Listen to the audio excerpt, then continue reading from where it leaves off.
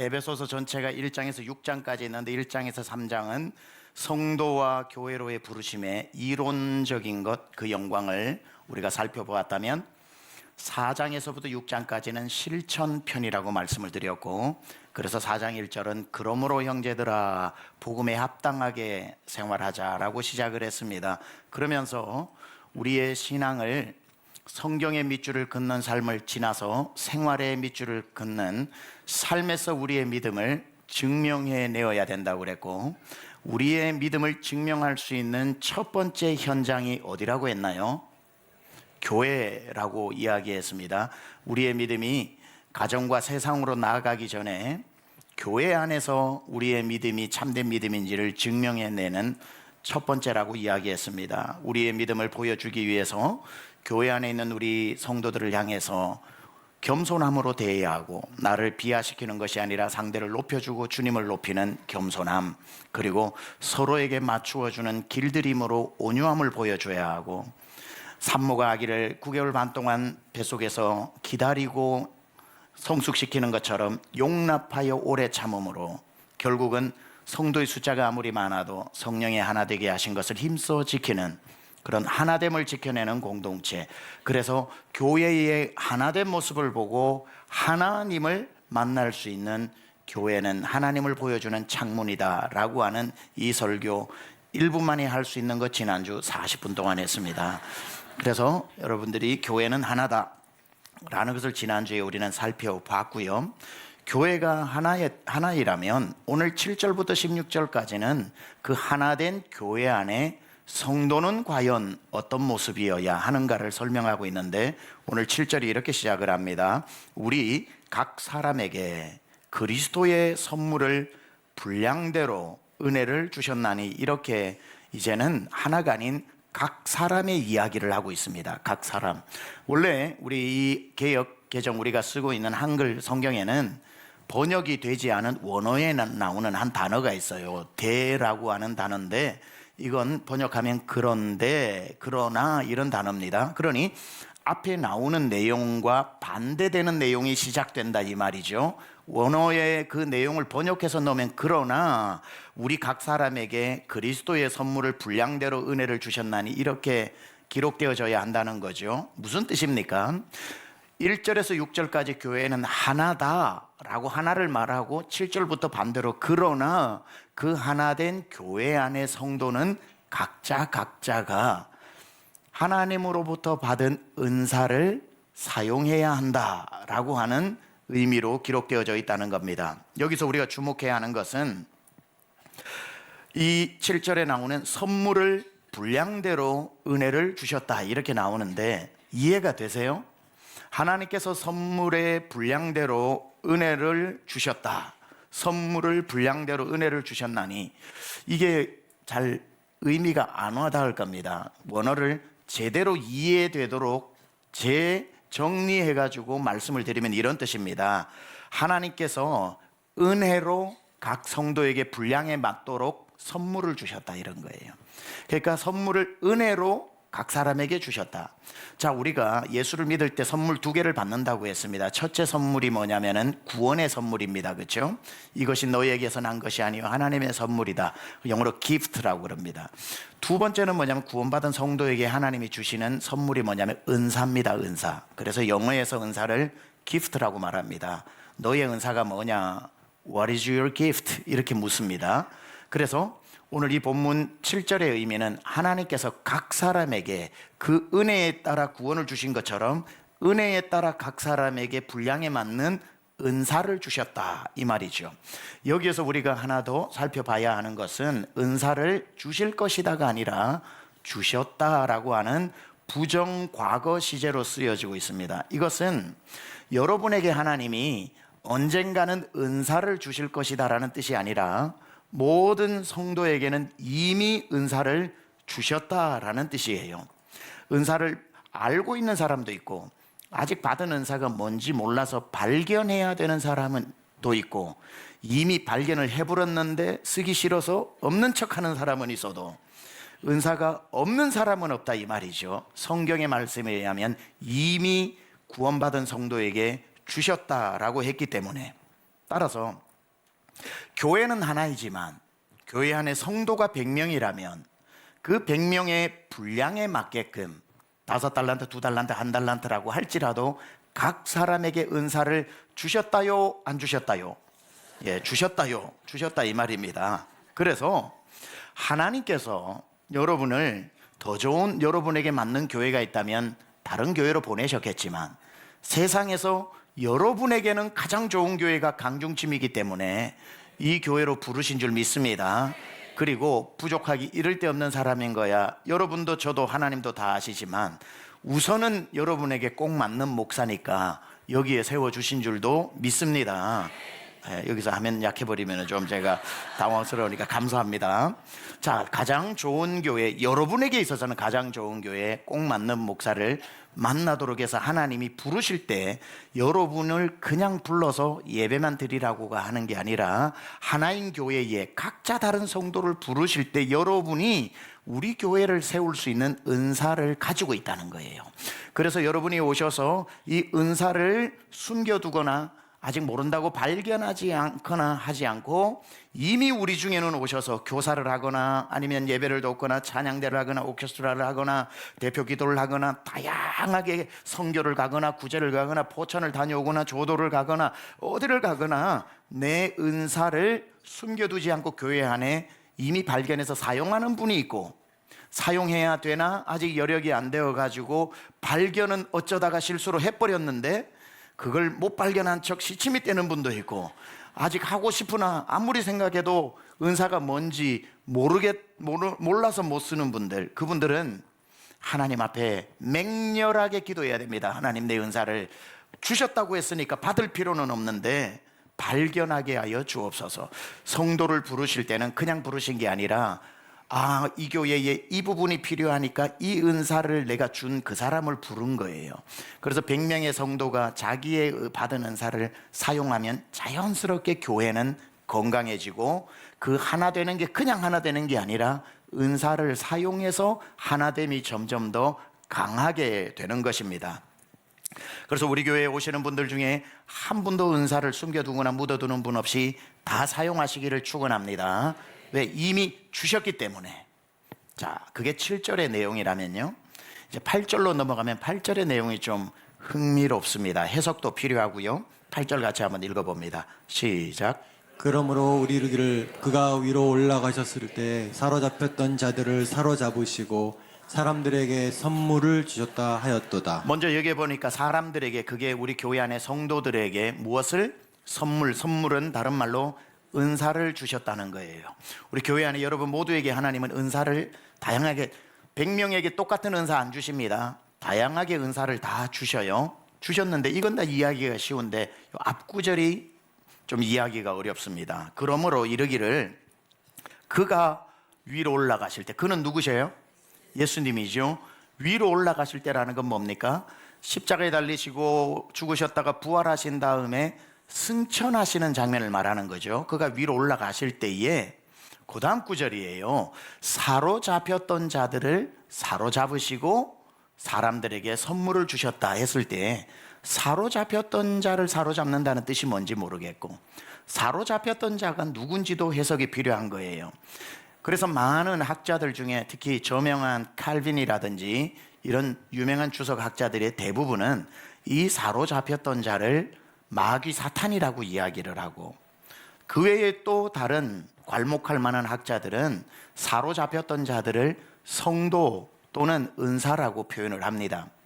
자, 그래서 이 해석이 사실은 칼빈 쪽이 맞느냐 이쪽이 맞느냐가 크게 중요한 게 아니라 주장하는 걸 가만 제가 다 연구를 해보니 같은 얘기를 하는 겁니다. 그래서 이런 표현이 될 수 있어요. 어떻게 해석을 해도 만약에 사로잡혔던 자를 마귀 사탄이라고 보면 이렇게 해석됩니다.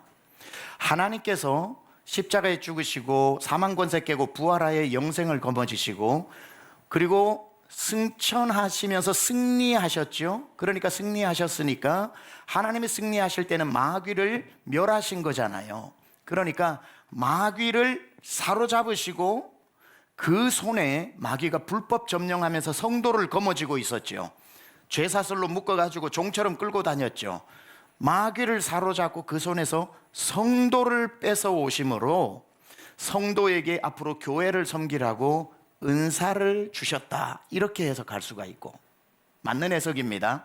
두 번째는 성도는 여기 있고 마귀는 여기에 있는데 사로잡혔던 자를 사로잡았다 했을 때 사로잡혔던 것을 은사로 볼 때는 마귀가 성도에게서 은사를 뺏어가서 성도가 주를 섬기지 못하도록 딱 거머쥐고 있었는데 예수 그리스도께서 승리하심으로 마귀를 사로잡고 마귀의 손에서 은사를 뺏어와서 성도에게 선물로 주셨다, 이렇게 해석을 하는 건데 둘 다 이것이 성도일 수도 있고 성도에게 하나님이 주시고자 했던 선물인 은사일 수도 있는데 둘 다 합쳐서 해석을 하면 이런 겁니다. 예수님이 승리하시고 승천하실 때 마귀를 사로잡으시고 마귀의 손에서 성도를 빼서 마귀 손에 있어 뺏어갔던 성도가 마땅히 누려야 할 은사도 빼서 성도의 손에 거머쥐게 함으로 이 성도가 교회에서 그 은사를 통해서 섬기게 하여 주님이 남기시고 간 교회를 든든하게 세우게 하셨다, 이 의미인 거죠. 그러니까 둘 다 해석이 같은 맥락에 있는 겁니다. 자, 그렇게 볼 것 같으면 우리에게 은사가 주어졌다는 건 굉장히 영광스러운 일인 겁니다.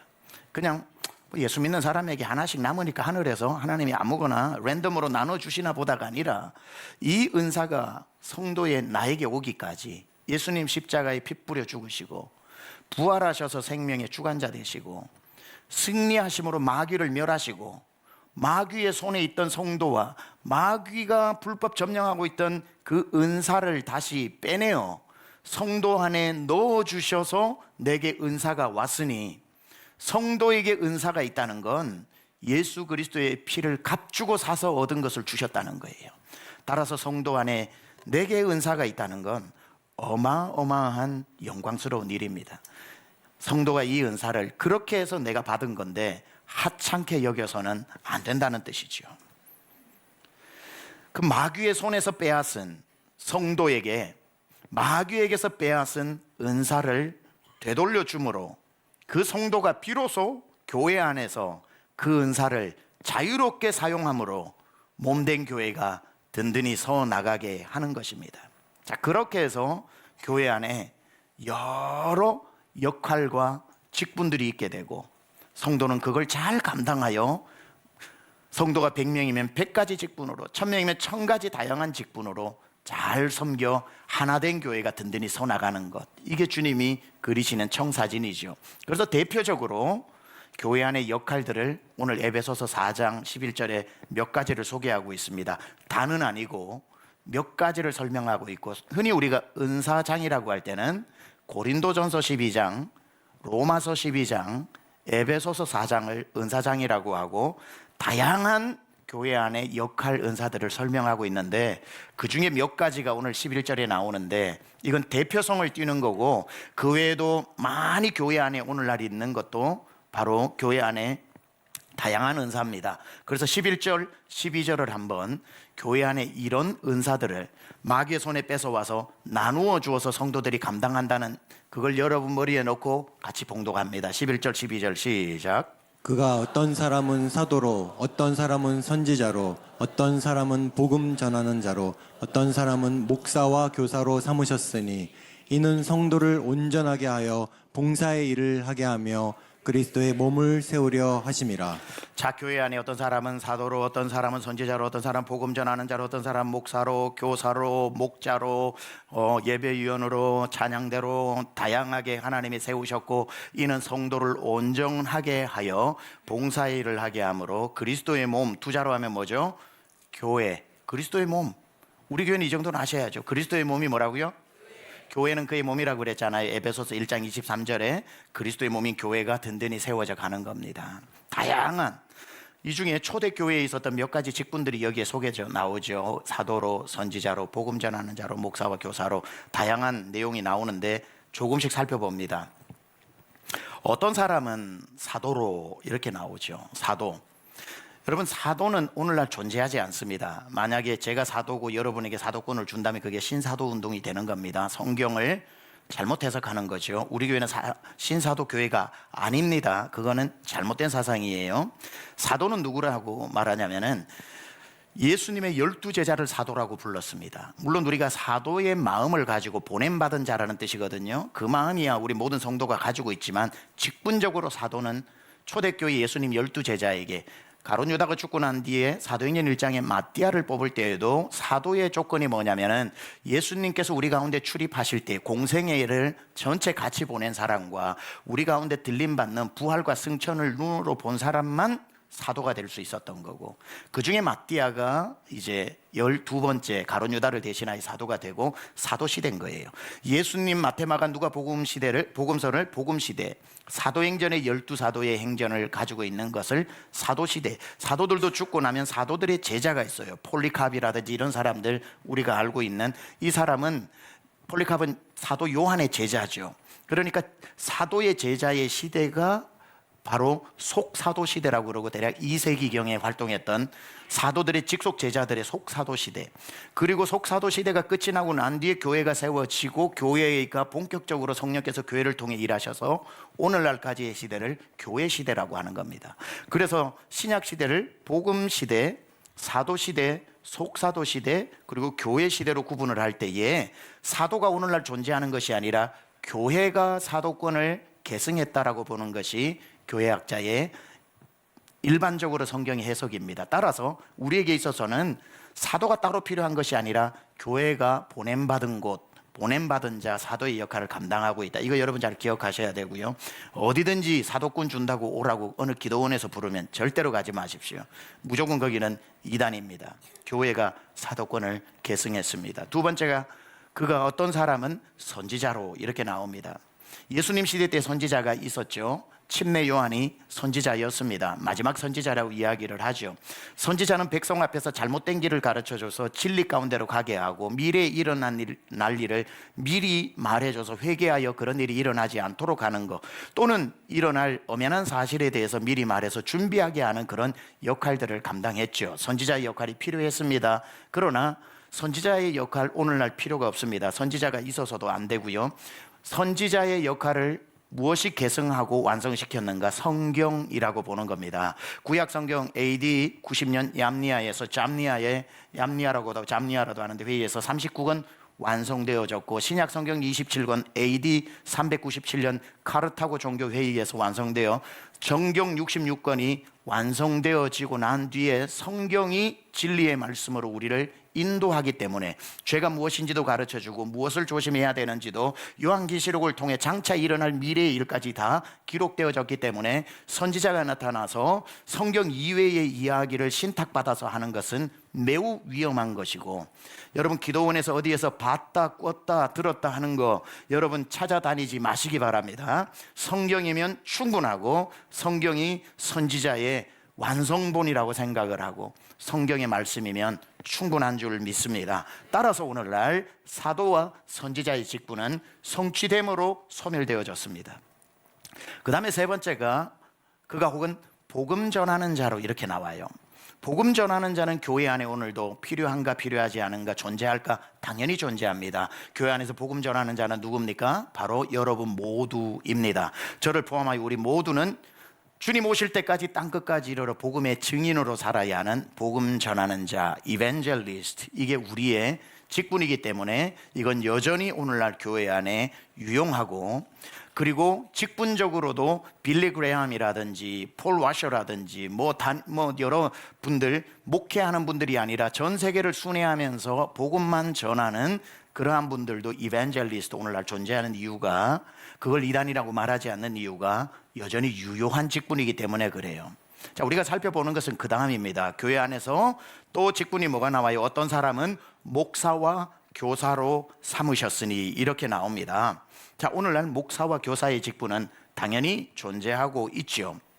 그런데 목사도 여러분 잘 알고 모르십니까? 제가 목사입니다.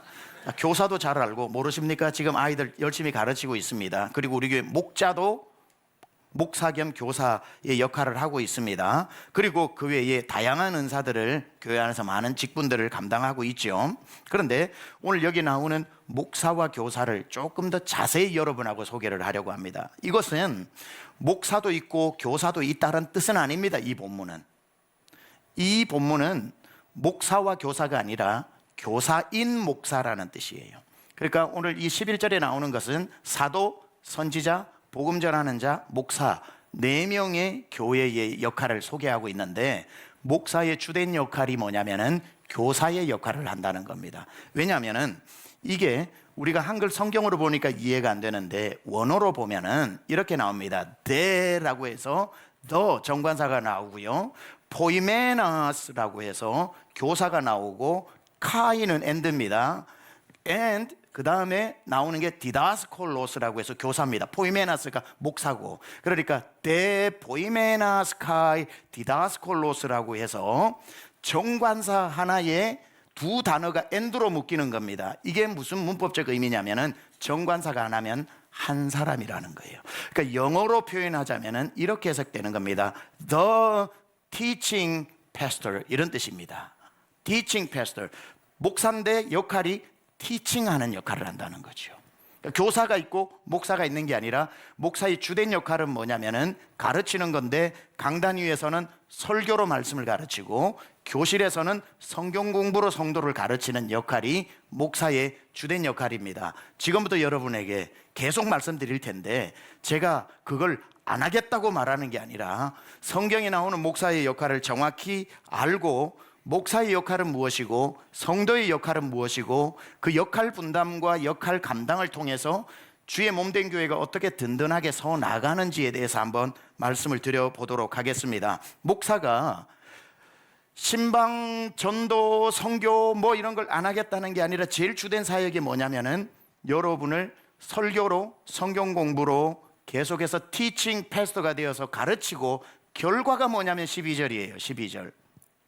이는 성도를 온전하게 하여, 성도를 온전하게 하는 일이 저의 역할인 거예요. 말씀으로 계속해서 equipping the saints, 성도를 온전하게 하고, 온전하게 된 성도가 봉사의 일을 하게 하며, 그 결과로 그리스도의 몸, 두 자로 뭐라고요? 교회가 세워져 가는 것. 이게 성경에서 말하는 목사의 역할과 성도의 역할의, 영어로 말하면 역할 분담 job description입니다. 따라서 조금 더 쉽게 목사의 역할과 성도의 역할을 설명해 볼 테니까 여러분 한번 답을 해보시기 바랍니다. 신방은 누가 하는 겁니까? 신방은 성도가 해야 되는 일입니다. 목사가 하는 일이 아니라, 목사의 역할은 본문대로 하면은 신방하는 사람이 아니라 신방하는 법을 가르쳐 주는 사람입니다. 이해가 되시죠?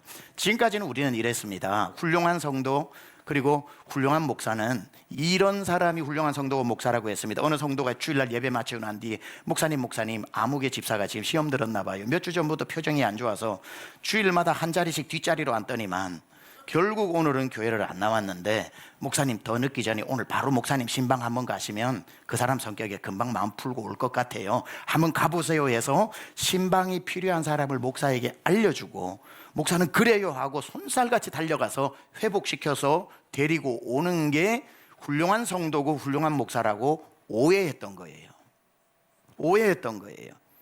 훌륭하지만 성경적이지는 않다는 거예요. 저는 아까 말씀드렸다시피 목사의 역할은 성경적인 걸 가르쳐 드리는 거예요. 이렇게 얘기해야 됩니다. 목사님, 아무개 집사고 교회를 안 나왔는데 몇 주 전부터 이만해서 불안하더니만 역시나 안 나왔어요. 그렇게 얘기를 한다면 이렇게 얘기해야죠. 목사님, 제가 신방을 가야 하는데 할 줄 모르니 가르쳐 주세요 해서 가르쳐 줘서 성도를 온전케 하여, 교사인 목사가 성도를 온전케 하여 봉사의 신방의 일을 함으로 교회가 세워지는 것. 전도도 마찬가지죠. 저도 전도해야 됩니다. 여러분도 전도해야 됩니다. 그런데 지금까지 좋은 성도는 이렇게 말을 하는 성도가 좋은 성도라고 본인들도 착각하고 사람들도 착각합니다. 목사님, 어느 집사님 남편이 이제 곧 예수 믿게 되었어요. 톡 건드리면 우수수 떨어지는 다 익은 고구마예요. 이제 목사님 한 번만 가서 복음 전하시면 와요. 이렇게 해서 목사를, 예수 믿을 사람을 가르쳐줘서 보내는 역할을 훌륭한 알림이의 역할을 하는 성도라고 우리는 오해했죠. 훌륭한 겁니다. 그 정도만 해도 90점 성도예요. 그러나 성경대로 말할 것 같으면 그거 잘못된 거라고요. 목사님, 아무개 집사님 남편이 드디어 마음의 문이 열려가지고 목사님 가보세요가 아니라 제가 오늘 가봐야 되는데 제가 전도하는 법을 몰라요. 그분 앞에 복음을 어떻게 전해야 될까요? 집사님 와보세요 해서 전도 폭발 훈련을 시키든지 사형리를 시키든지 브릿지를 시키든지 전도하는 법, how to evangelize, 어떻게 사람에게 복음을 전하는지를 가르쳐 주는 거. 교회가 작으면 1대1로 가르쳐 주고 우리 교회처럼 크면은 전도 학교를 열어가지고 전도 특공대를 만들고 전도 폭발 훈련을 제공한다든지 하는 식으로 성도를 온전케 하여 성도들이 누구를 만나든지 간에 복음을 전할 수 있게 하므로 남은 생에 수많은 사람을 주님 앞으로 전도해서 이끌도록 만들어주는 것. 그래서 계속해서 믿지 않는 사람들이 교회로 와서 그리스도의 몸인 교회가 건강하게 차고 넘치게 성장하는 것. 이게 바로 목사의 역할과 성도의 역할의 중요한 역할 차이라는 겁니다. 목사도 다 해야죠. 하나의 성도로서 사람 보면 전도해야 되고 불쌍하고 안타까웠고 신방이 필요하면 가야 하겠지만 그게 목사의 역할인데 여러분이 저를 돕는다고 생각하면 잘못된 거라는 거예요. 제가 여러분을 도와서 신방하는 법, 선교하는 법, 전도하는 법, 선교도 마찬가지죠. 제가 가서 선교도 하고 선교사로 나가버리면 되죠. 제가 선교사로 나가버리면 다음 주부터 설교 누가 합니까? 뭐 누가 하겠죠. 그런데 그것보다도 우리 교회 선교의 지역은 조도로 한다. 해외 선교는 어떻게 한다. 갔을 때 교회와 연합해서 한다. 그리고 갔을 때 무슨 말을 하고 무슨 말을 해서는 안 된다. 어디까지만 하고 그 현지에게 이양해야 된다라고 하는 전략과 훈련과 그런 건 목사가 다 가르치고 난 뒤에 배운 여러분이 가서 선교를 함으로 열매가 만들어질 때 그 열매에 대한 칭찬을 제가 받는 게 아니라 여러분이 받게 되고 상급을 여러분이 받게 되는 거죠.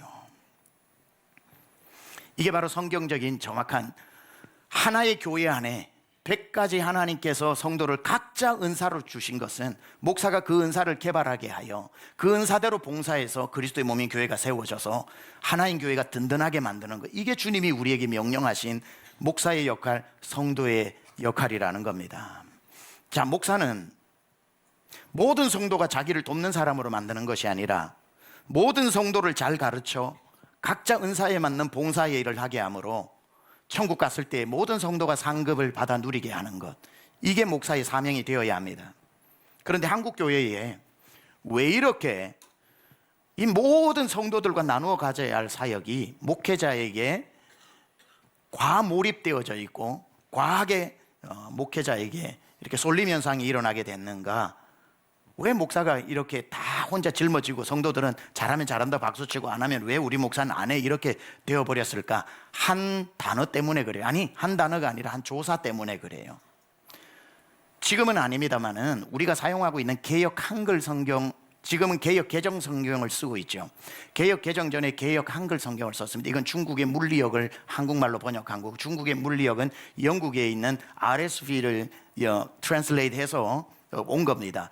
개역 한글 성경 너무나도 훌륭합니다. 그걸로 우리 한국 교회가 1,000만 명 이상 전도하게 되었고요. 구원받고 예수 믿고 구원받는 아무 문제 없습니다. 그럼에도 불구하고 원어 연구가 충분하지 않았기 때문에 지금은 점점 더 번역을 더 잘하는 기술들이 발달됐기 때문에 갈수록 번역이 잘 되겠죠. 원본은 바뀔 수가 없지만 번역본은 업데이트 되어져야 되는 거 아닙니까? 그래서 개역 한글에서 개역 개정으로 사용하게 될 때 약 2,000군데 정도 오역을 번역한 거예요, 새롭게. 그래서 지금 개역 개정을 우리가 쓰고 있는 겁니다. 자, 개역 개정이 아니라 개역 한글 성경 한 구절 때문에 이러한 이상한 현상이 한국교회에 일어나고 목회자에게 지나친 어떤 사역이 과몰입되어져 있었다는 거.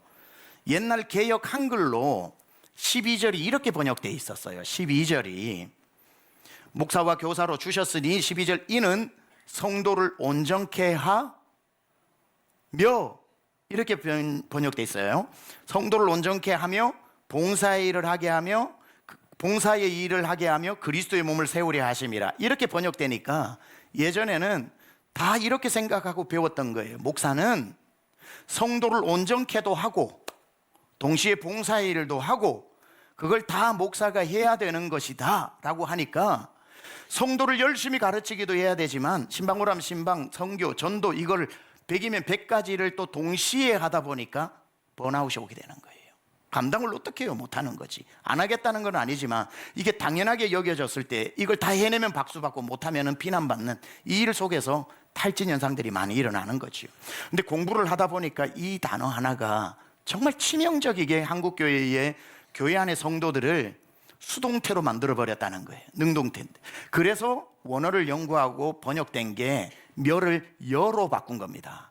이게 원어적인 해석에 가깝기 때문에 이는 성도를 온전케 하여 하며가 아니라 하고 그리고 또 봉사일도 하고가 아니라 성도를 온전케 하여 온전케 된 성도가 봉사의 일을 함으로 그리스도의 몸인 교회가 세워져 간다. 이렇게 번역이 되어서 이제 제대로 성경적인 원어적인 그 역할이 교회 안에서 이루어지게 되었다는 거죠. 목사는 다른 역할도 성실히 해야겠지만 치열하게 하나님의 말씀을 바르게 연구하고 하나라도 잘못된 것 더 연구해서 가르치고 성경의 내용 이해되지 않는 난해 구절도 연구해서 제대로 가르쳐서 제대로 배운 성도가 몰라서 못했다면, 몰라서 잘못했다면 제대로 배워 구비되어짐으로 말미암아 이제는 제대로 봉사의 일을 맡겨준 대로 감당함으로 그리스도의 몸인 교회가 세워지는 것, 이것이 바로 주님이 우리 교회에게, 오늘날 교회에게 요구하시는 내용이고, 그렇게 되어진다면 목사는 목사로서 교사의 역할을 잘 감당하고 성도는 봉사의 일을 잘 감당하게 될 때 자연스러운 결과가 뭐냐면 14절인 거예요. 이는 우리가 이제부터 어린아이가 되지 아니하여 사람의 속임수와 간사한 유혹에 빠져 온갖 교훈의 풍조에 밀려 요동하지 않게 하려 함이라. 요동하지 않는 교회로 만드는 거예요. 100명이 1000명 되어서 훈련이 안 되면 1000명이 건강한 교회가 아니라 1000명이 흔들면 요동해지는 거지요. 잘 가르치고 성도는 잘 봉사하여 말씀을 정확하게 가르쳐서 2단인지 3단인지 4단인지 구분하고 절대로 교훈과 헛된 풍조에 떠밀려 가지 않고 말씀 제대로 배워 경고하고, 그것이 목사의 직분이라고 팔짱 끼고 구경하는 것이 아니라 그것이 나의 직분이었구나를 깨닫고 자기의 사명을 감당할 때 요동치 않고 흔들리지 않는 교회 될 줄 믿습니다. 하나님이 원하시는 교회는 100명의 성도 있는 규모를 좋아하시는 것, 그것을 넘어서서 100명이 있다는 것이 아니라 100명의 성도가 각자의 직분을 감당하는 것을 보고 싶어 하시는 거죠. 100명이 서로의 은사를 꺼내어서 사용함으로 100명 전체가 도움을 받아 건강해지면 그 교회는 자연스럽게 건강하게 성장할 수 있는 교회가 된다는 거죠. 그게 16절입니다. 그에게 온몸이 각 마디를 통하여 도움을 받음으로 연결되고, 도움을 받음으로 연결되는 거에 서로 도움을 받고, 여러분 옆에 있는 분은 도움 받아야 되는 게 아니라 도움을 줘야 할 분들입니다. 그리고 그분도 여러분을 도와줘야 되는, 연결되고 결합되어 각 지체의 분량대로 역사하여 그 몸을 자라게 하며 사랑 안에서 스스로 세우느니라. 한 분도 여기에 교회 와서 남의 은사를 혜택받는 자리에만 있지 말고 내 은사로 혜택을 주는 자리에 있어서 모든 성도가 은사를 꺼내어서 서로를 위해 사용할 때 주의 몸된 교회가 사랑 안에서 자라게 된다는 뜻입니다. 오늘 본문의 말씀을 우리가 다시 새기고, 여러분에게 은사가 없다고 자꾸 우기지 마시고, 알고도 못 발견했다고 발견 이미 해놓고 아직도 발견 중이라고 시침이 떼지 마시고, 남은 생에 얼마 남았는지도 모르는데 하루라도 빨리, 모른다면 진짜 맹렬하게 간절하게 기도해서 하나님 주셨다고 했는데 난 모르겠어요, 기도해서 찾아내시고, 찾아냈지만 아직은 아니야 해서 미룬다면 미루지 마시고, 이미 찾았다면 하루라도 이른 시간에 주를 위해 은사를 사용하여서 주님 앞에 설 때에 여러분이 은사를 사용한 것으로 말미암아 은사의 섬김과 면류관이 맞바꾸어질 때에 여러분 영광의 면류관 받아야 되는 것 아니겠습니까? 마지막으로 제가 제 개인적인 목회의 바람을 이렇게 마무리하면서 나누겠습니다. 먼 훗날 저도 천국 가고 여러분도 천국을 가게 되었을 때에 적어도 강중침 담임 목사가 천국 왔으니까 먼저 천국 가신 분들 한번 다 모이라고 주님이 하시지 않겠어요? 그렇죠? 뭐 제 뒤에 오시는 분은 모르겠지만 여기 전부 다 제 뒤에 오실 분만 다 계시니까 괜찮은데, 혹여나 먼저 가신 분 1대 2대 목사님 때도 계시잖아요. 분명히 우리 김충기 원로 목사님 천국 가셨을 때 강중침 모임 한 번 있었을 겁니다. 그리고 우리 2대 목사님 뭐 더 앞으로 많이 오래오래 사셔야 되지만 또 가시게 되면 그간에 간 강중침 성도 다시 한번 모일 겁니다. 그 정도는 모여야지. 오실 거죠? 먼저 가시면. 저도 가게 되면은 주님이 한번 모으실 거 아닙니까? 강중침 성도 다 모여봐라. 3대 목사 왔다. 그리고 섰을 때에 저랑 적어도 20년 목회하다가, 제 목회하는 기간 동안 20년 동안 저랑 섬기면서 사역한 분들도 많이 있을 거 아닙니까? 그렇죠? 강중침 성도들이 모였을 때 얼마나 반갑겠어요. 또 저도 왔으니 얼마나 반갑겠어요. 그래 반가웠는데 주님이 오셨을 때에 저는 이런 바람이 있어요. 강중침 성도가 우리 주님 앞에서 저를 소개할 때, 천국에 온 신빙이잖아요. 제가 소개를 할 때, 주님, 저는 저 땅에 있을 때 우리 교회 담임으로 있었던 최병락 목사의 사역을 열심히 도왔습니다라고 말하는 분이 한 명도 없어야 할 것이고, 저는 최병락 목사의 목회를 열심히 도왔습니다라는 말을 하는 분이 한 명도 없어야 되고, 바라기는 여러분 모두가 우리 주님 앞에서 저를 이야기해 주실 때, 주님, 최병락 목사가 제가 저 세상에서 강중침을 섬길 때 제 사역을 열심히 도와주어서 주님이 주신 은사도 알게 되었고, 주님 맡기신 교회에서 은사도 사용할 수 있게 되었고, 하루도 버리지 않고 주님을 위해 봉사하면서 살다가 이곳에 와서 이 면류관 받게 되었습니다. 저는 그 말을 듣고 싶은 거예요. 여러분이 주님 앞에서 저는 최병락 목사님이 하는 사역을 열심히 도왔습니다라고 말하지 마시고, 저 최병락 목사가 날 열심히 도와줬던 것 때문에 내가 주님의 일을 하다가 주님 앞에 설 수 있게 되었습니다. 그렇게만 해 주신다면, 저도 그렇게만 목회할 수 있다면, 여러분도 그렇게만 저에게 점수를 매겨줄 수 있다면, 주님이 그 얘기를 들으시면서 최병락, 너 모든 성도가 누려야 할 면류관 혼자 목이 부러질 정도로 쓰고 있는 게 아니라 성도들이 저렇게 빛나는 면류관을 쓰도록 나름대로 노력했으니 하고 저를 보고 빙그레 웃고 윙크 한번 해주시고 엄지척 해주시면 저는 그게 가장 큰 영광의 면류관이라고 생각합니다. 성도들이 다 저를 도와주는 사람으로 만드는 게 아니라 제가 여러분을 돕는 자로 서서 말씀을 가르쳐 봉사의 일을 하게 함으로 여러분이 열심히 여러분에게 주신 은사를 남은 하루라도 더 사용하다가 천국 갔을 때 모든 성도 머리에 영광의 면류관 씌워주는 것이 목사의 사명이라고 믿기 때문입니다.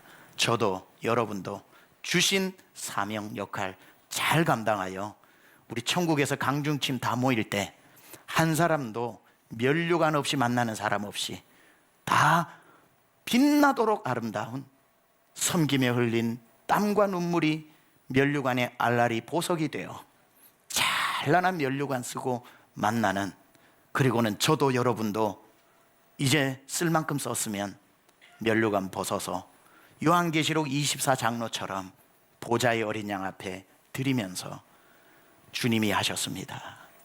모든 영광 세세무공토로 홀로 영광 받으시옵소서. 주님 앞에 면류관 드릴 때 그 누구보다도 주님 앞에 드리는 면류관, 여러분의 면류관이 가장 크고 빛날 수 있기를 우리 주 예수 그리스도 이름으로 축원합니다.